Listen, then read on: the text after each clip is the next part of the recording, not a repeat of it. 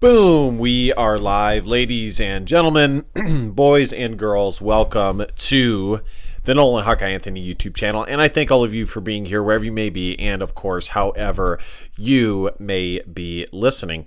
We're going to be talking about Iowa's 85-83 defeat in men's basketball on the road against Michigan. I did want to show you guys something cool that I got. This was actually inspired. Sounds like I'm losing my voice a little bit. I officiated some big varsity level basketball games today. I love watching other programs' reactions, especially Wisconsin's, Nebraska. I loved checking in on their fan YouTube channels and watching their reaction, Wisconsin losing to Minnesota and being not being bowl eligible for the first time in years. So I really do like it, but I saw them talking about one of the guys, he has the rivalry trophies. When Wisconsin wins in the rivalry game, which of course they lost every single rivalry game this year, he hangs it up. And so I got the Heartland trophy. It's an ornament. I could have got a bigger one.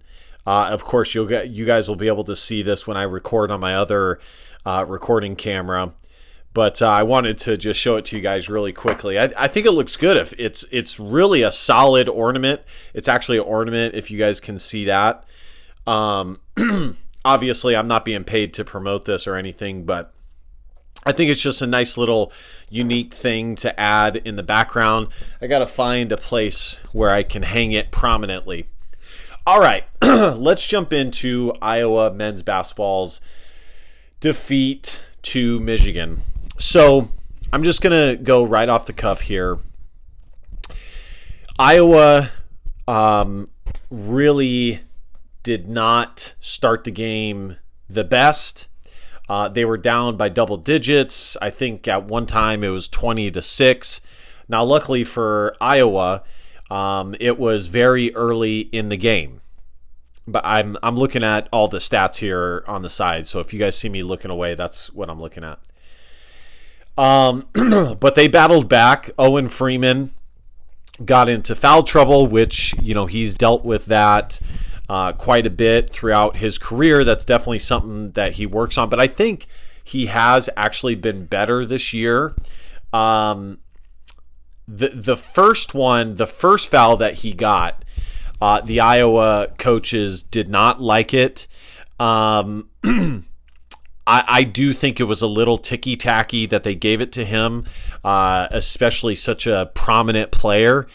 But as an official, it's kind of tough because, especially the first one, there's no way that you can predict or prognosticate whether they are going to get into foul trouble later in the game. But as an official myself, as somebody who's trying to break into the college ranks the higher level college ranks in officiating, I officiate junior college level and varsity basketball and other sports as well. But I'm talking NAIA, NCAA Division III, stuff like that. I try to, before every game, I try and find who the best players on each team is.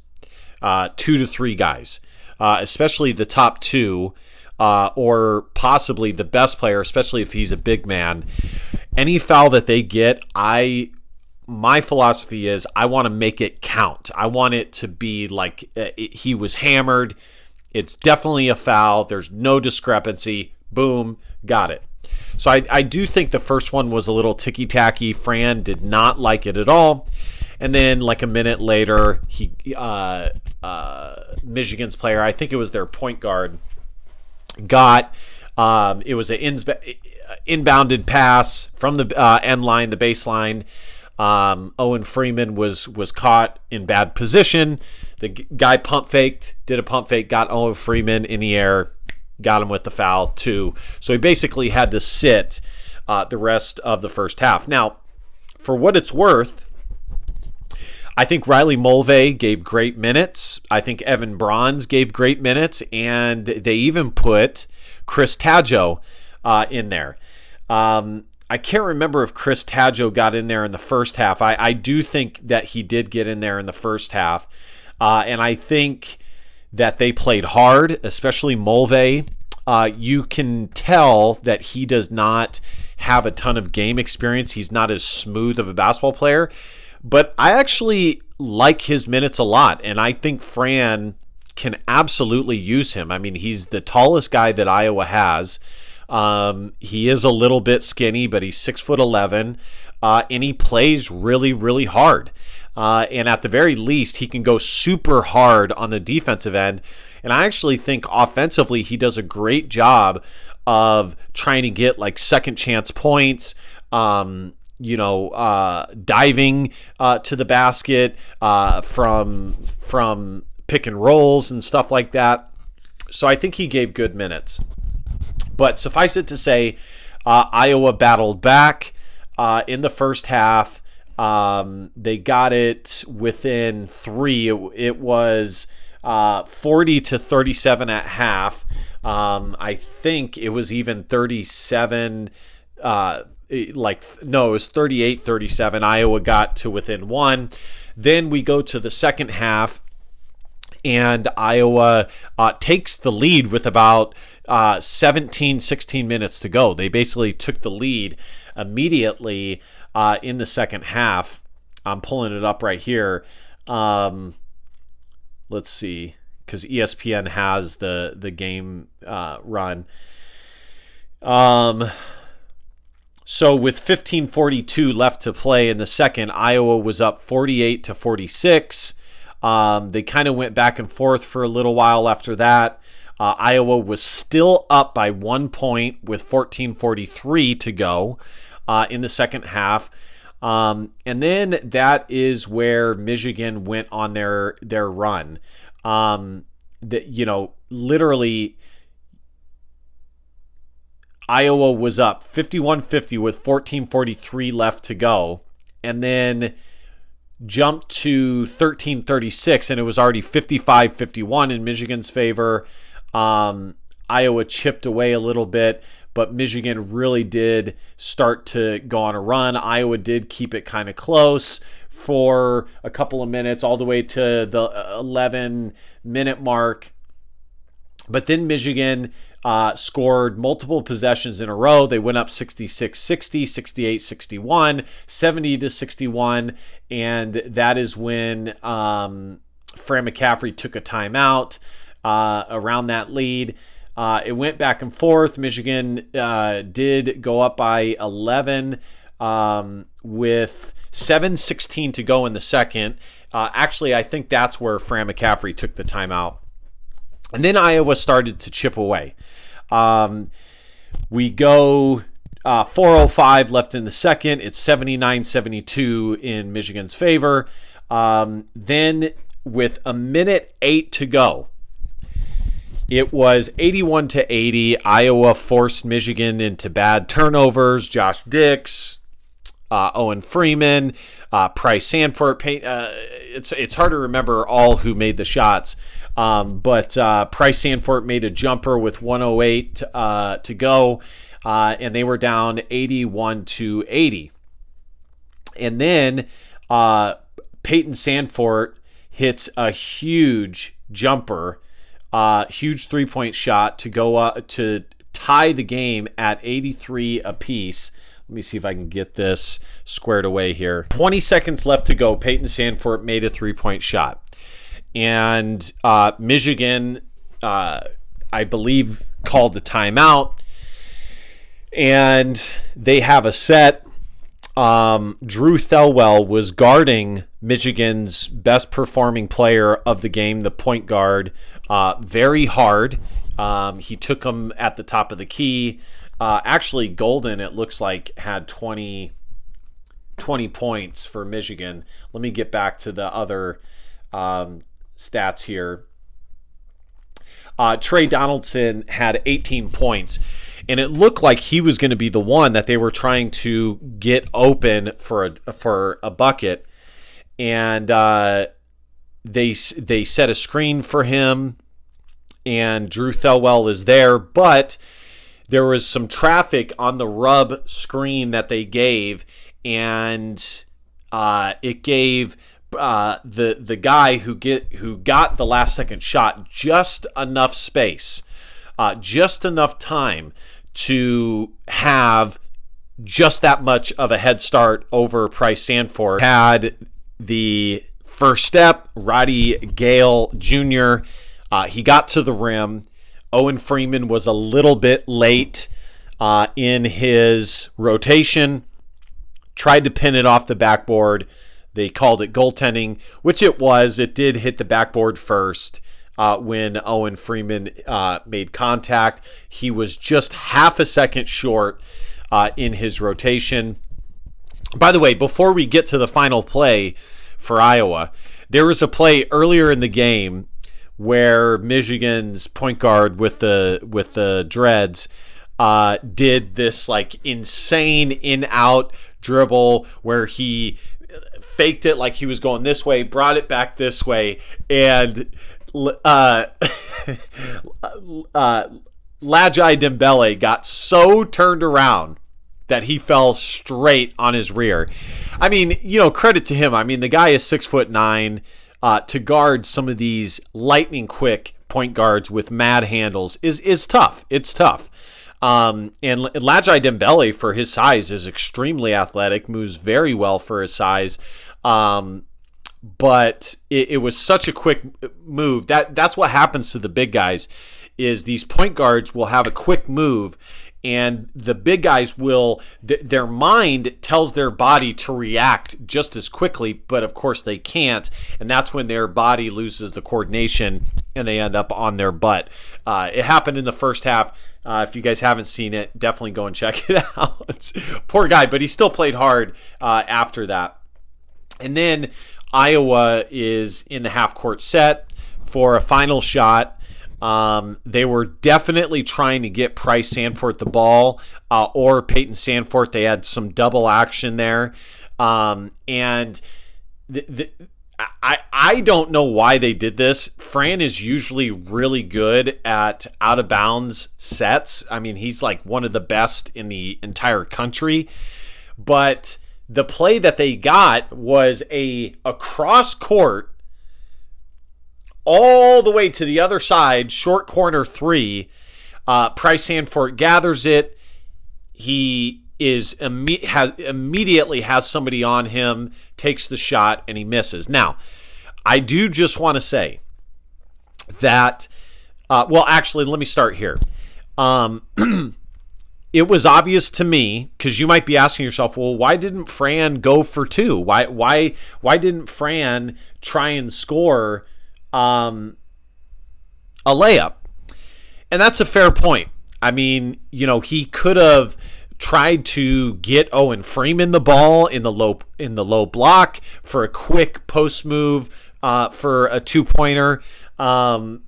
He could have tried to administer a lob at the rim in some way as they were taking it above the three-point line. I mean, that play's happened before if you run it correctly. But I think Fran McCaffrey was going for the win.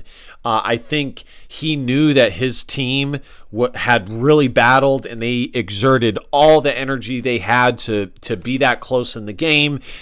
And if you look at the stats, quite frankly, they were lucky to be that close. Not because they didn't play hard, and not because they didn't make big shots or good shots or anything like that.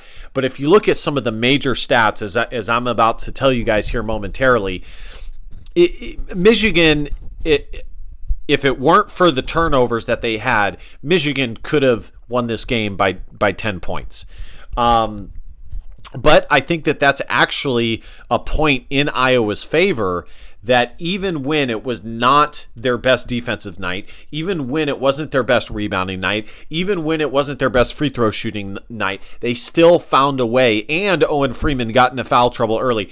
They found a way, even with all of that, to keep the game close for a last second shot. Michigan is a quad one opponent. This would have been a quad one victory for the Hawkeyes if they were able to do it. And I think he was just going for the win. And I understand it. I do. I think he was going for a last-second three-point shot to send Iowa out of there with a win, kind of steal a win, if you will, and it did not go in their favor. Now, what I wanted to say, as for the shot, I don't think it was the best set. I think Iowa did not run it the best, and I don't even think it was the best call. But Price Sandfort, even with all that said, had a look. Not the best look, but a look. I did think that there was a little bit of contact. I thought that Michigan's player really was way closer than he needed to be on Price Sandfort, when just a hand up would have sufficed. But he was like up on Sandfort, and it to me, it looked like there was contact. To me, it looked like he was so in Price Sandfort's grill that Price Sandfort did not have a place to land, which as a shooter, you have to have a place to land safely.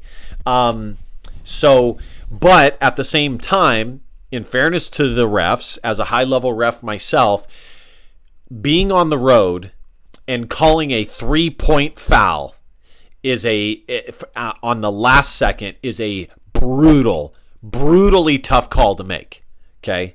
It is a brutally tough call. And it has to be something that is so plainly obvious to where everybody in the gym sees it. And even still, there would be a lot of fans that said, no, it's the wrong call. No. And that one was close. Okay? With that said, it was close. It was still I thought that there was contact, but there was no call. Iowa loses 85-83. And Iowa could have won this game had they not shot so poorly from the free throw line. So, takeaways from this game. Before we get to that, I'll go over the individual stats. Peyton Sandfort had 19 points on 4 rebounds, 4 assists. Lajai Dembele, 1 point, 5 rebounds. Now, I'm happy that he had 5 rebounds. I said last game that he needs to minimum have 5 boards a game. Owen Freeman had 13 points in 19 minutes, 3 rebounds, 1 assist. I really think that he could have been the X factor against Michigan, his ability to rim run and get from hoop to hoop. But he was in foul trouble and missed the entire first half. Josh Dix, 16 points, 7 rebounds, 1 assist. This is the Josh Dix that we need to see. He needs to continue to be this assertive. He needs to continue to be this aggressive. He needs to get the ball. He needs to make plays. And he needs to continue to put pressure on opposing defenses. He's too talented not to, and Iowa needs him to be this player. Josh Dix really can propel this Iowa team forward in a way that we have not seen in a long time, especially when it comes to the NCAA tournament, because in tournament situations, having good guard play is crucial, especially a guard that can score, that can make plays, and things like that. And I don't think Iowa has had a combo guard, 2-guard like Josh Dix in Fran McCaffrey's era. There's been, Peter Jock and, maybe 1 or 2 guys here or there that are serviceable, but not on Josh Dix level. There was Isaiah Moss, who was a decent little player. Brock Harding, 5 points, 4 assists, 2 rebounds in 22 minutes. Price Sandfort, off the bench, had 16 points, 2 rebounds, 1 assist. He had a great game off the bench. I really like his upside. He is just as effective as his brother has been at Iowa. And I actually think in a lot of ways he's better. I think he's quicker. I think he's a better ball handler. I think he is better with the basketball, cleaner, doesn't make as many mistakes and have as many turnovers.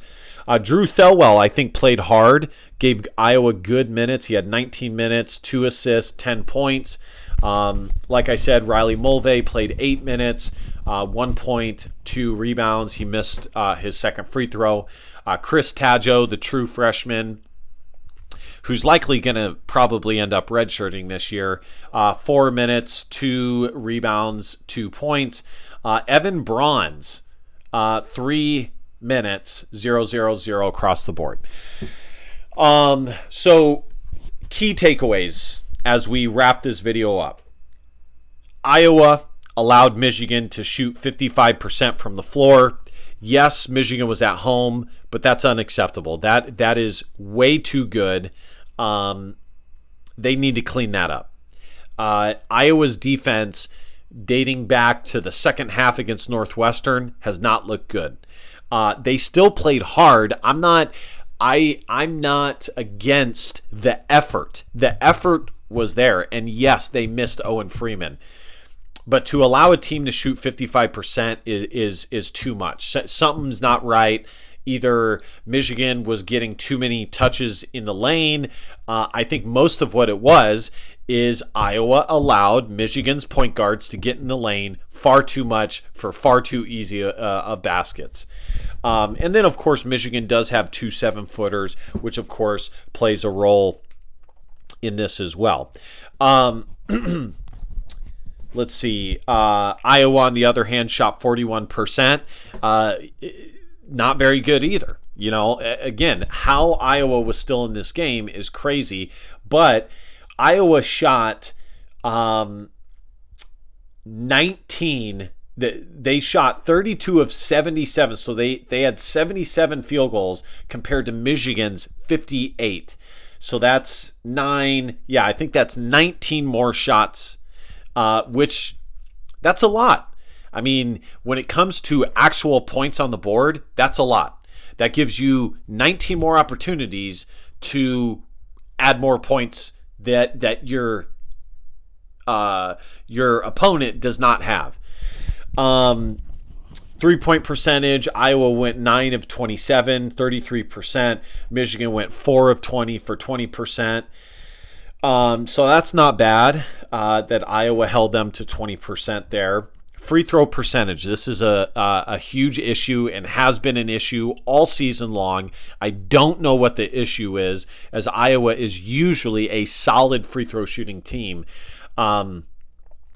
They shot 10 of 17 for 58.8%. That's not acceptable. As a team, I always say this, you should be shooting between 68 to 71% minimum, okay, as a team.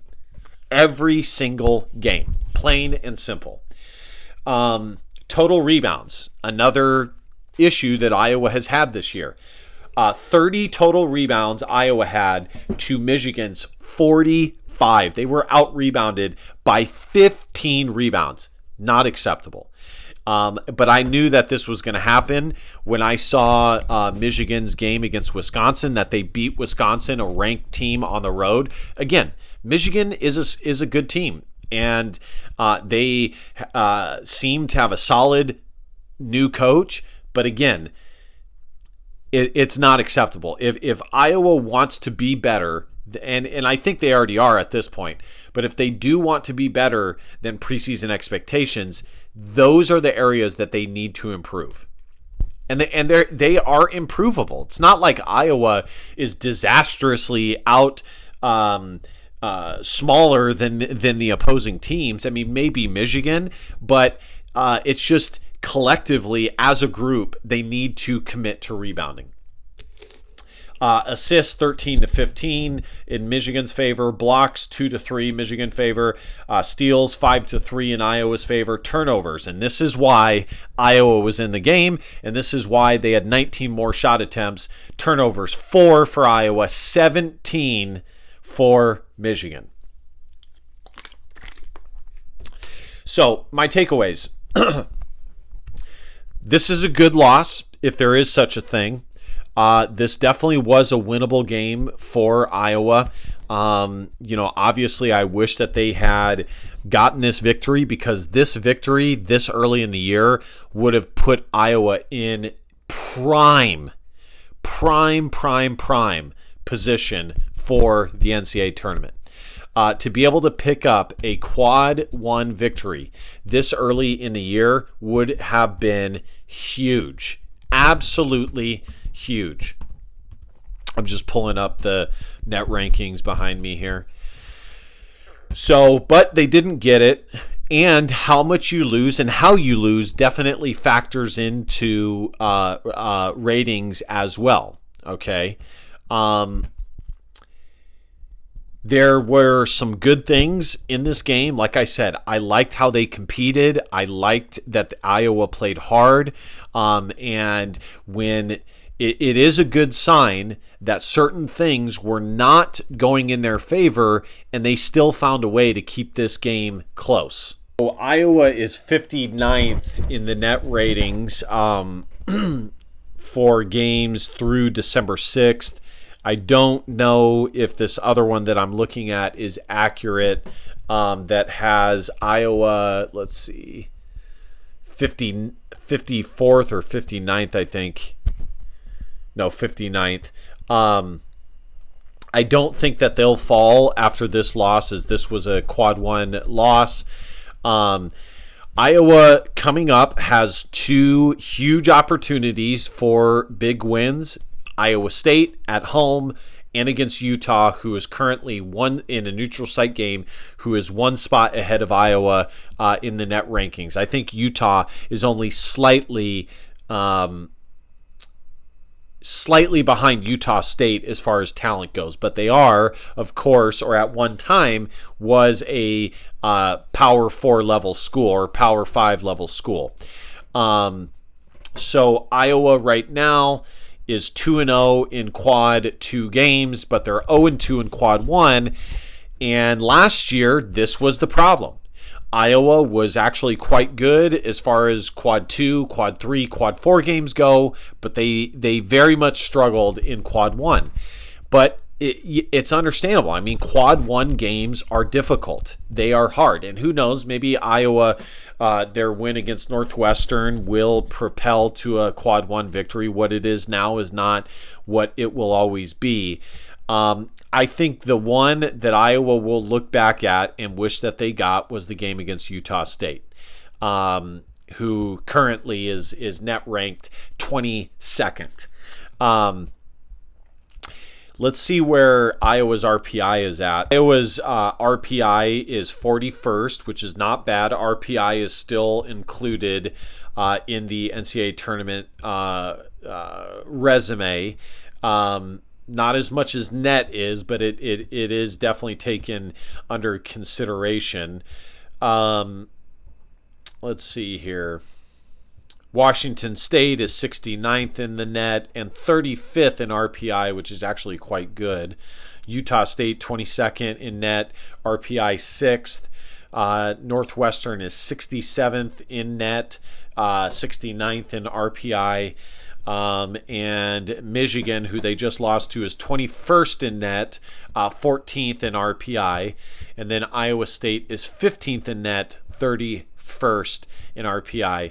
And then the game against Utah, this is wild, coming up. Utah has a net rating of a 58, but an RPI of 238. It's crazy how wildly different it is. So, there were some good things in this game, guys, just to wrap this up as we're almost at the 30-minute mark. Iowa played hard. They found a way to keep the game close, but there are some things that they have to address. A few things here or there defensively. I like the effort. The effort's good. They competed on that end, but there were some rotational issues, maybe schematically some issues. Iowa does need to improve rebounding-wise. I've been saying that all year long. And they need to start hitting their free throws. But I do like this team. I still believe that this is an NCAA tournament team. And if you look at all the games that they've had this year, against quad 1 games, they haven't been blown out. They have competed in every single game. It's very difficult to stay as close as they did against a quad 1 level opponent on the road in Michigan. Okay, so they do deserve kudos that way. This is a Michigan team that went on the road and defeated Wisconsin. Okay, so but there are some things that can be worked on. Iowa was without Seydou Traore in this game, and they were without Cooper Koch. We don't know what's going on with Cooper Koch. It's an undisclosed reason. If you have heard anything about that, let me know. I don't know if it's family issues, I really don't know. He is a freshman, so anything I wouldn't be surprised by anything, but we've seen this in the past with Iowa players. Fran is definitely a player's first coach. We've seen guys step away from playing for 1 or 2 games for various reasons. So, but Iowa getting Seydou Traore back will be a huge burst. Iowa needs that added piece defensively that's athletic, long, and can put pressure on the opposing team's defense. And just to wrap this up, the final stat that I want to give you guys, Iowa, according to KenPom, just to give you guys their efficiencies, they're 46th overall for KenPom, and they have the 35th best offense and the 80th best defense. Not good enough. The defense, I've consistently said that the defense needs to be top 80, but preferably Iowa would be top 75 defensively. And they have in the last 2 games or 1.5 games taken a step back on the defensive end. So, all right, guys, thank you guys so much for watching. Let me know what you guys think in the comments section. Be sure to hit that subscribe button. And last but not least, DBAP, don't be a pussy willow and facts our feelings, because your feelings just don't matter. I love you, Hawk fans. Hope you guys are getting ready for Christmas or whatever holiday you are practicing. And your boy will have you guys covered every step of the way. See you guys next time. Go Hawks. Bye-bye.